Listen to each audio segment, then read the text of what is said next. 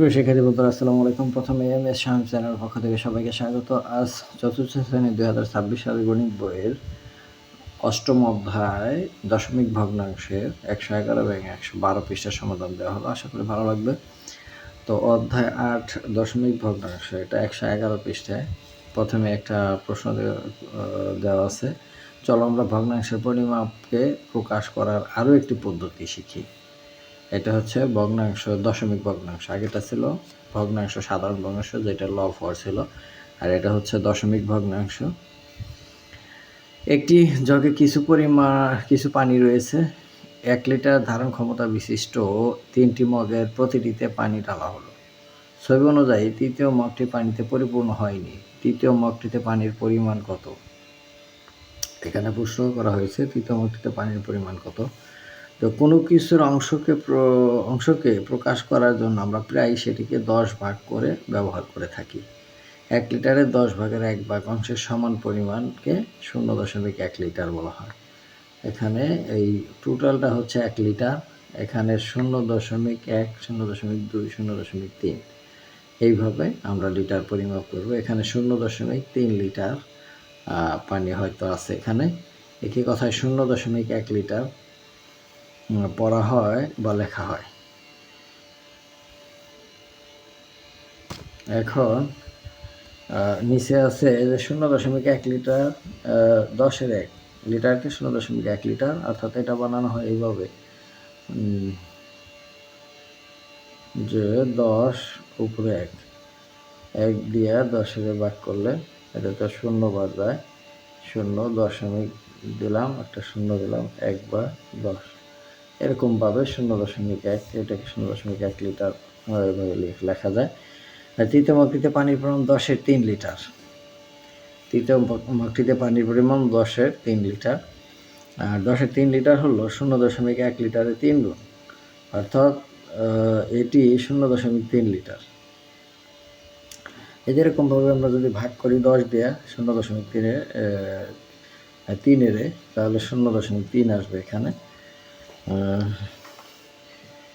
মগে 2 লিটার এবং 0.3 লিটার পানি আছে, যা আমরা 2.3 লিটার প্রকাশ করতে পারি, এবং এক কথায় 2.3 লিটার বলতে পারি। এখন নিচে আরও আছে যে 0.1, 0.3, 2.3 ইত্যাদিকে আমরা দশমিক ভগ্নাংশ এবং সংখ্যার মাঝে বিন্দুকে আমরা দশমিক বিন্দু বলি। এই যেরকম একটা ফোঁটা থাকবো সংখ্যার মাঝে, সেটাকে আমরা দশমিক বিন্দু বলি। তারপর 112 পৃষ্ঠা, যে স্থানের নাম, একক আর দশমাংশ। দশমিকের আগে যে সংখ্যাগুলো থাকে সেগুলোকে আমরা একক, দশক এইভাবে বলবো, আর দশমিকের পরে যেগুলো থাকে প্রথমটাকে দশমাংশ, দ্বিতীয়টাকে শতাংশ, তারপরে সহস্রাংশ, এইভাবে বলবো। এখানে পড়ার নিয়ম 3.2। দশমিক বিন্দুর ডান পাশে প্রথম অঙ্কের স্থানের নাম দশমাংশ, আর দ্বিতীয় অঙ্ক থাকলে শতাংশ, তৃতীয় অঙ্ক থাকলে সহস্রাংশ, এভাবে। ভগ্নাংশ ছাড়া 0, 1, 2 ইত্যাদিরা আমরা আগেই পড়েছি, সেগুলোকে পূর্ণ সংখ্যা বলে। দশমিকের আগে এটা হলো পূর্ণ সংখ্যা, আর এটা হলো ভগ্নাংশ। তো এবার নিচে কিছু চিত্র দেওয়া আছে, চিত্রের মাধ্যমে বোঝানো হয়েছে যে চিত্র উল্লেখিত আয়তনগুলোকে দশমিক ভগ্নাংশে প্রকাশ করে কথায় লিখি।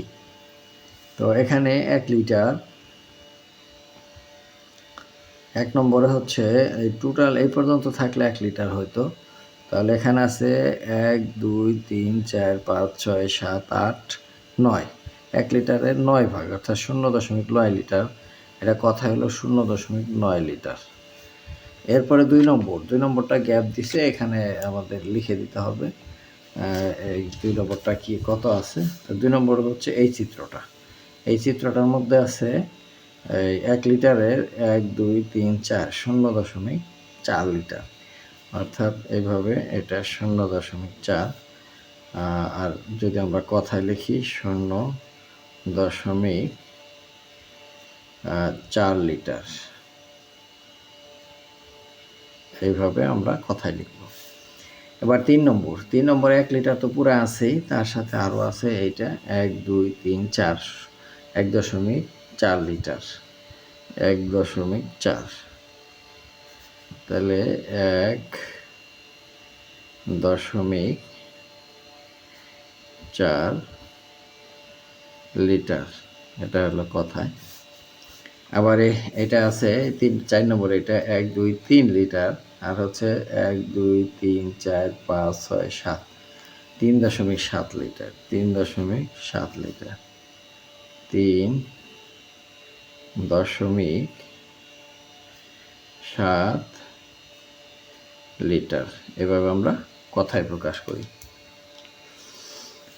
এরপর লাস্টে আছে 1 নম্বরে, নিচের সংখ্যাগুলোকে দশমিক ও পূর্ণ সংখ্যা ভেদে শ্রেণীবিন্যাস করে, অর্থাৎ দশমিকগুলো এখানে লিখবো, পূর্ণ সংখ্যাগুলো এখানে লিখবো। প্রথমে 0.6, এটা দশমিক, আবার এটাও দশমিক, 61.7, এটা হলো দশমিক, 11.3, আর একটা হচ্ছে 36.8, 36.8।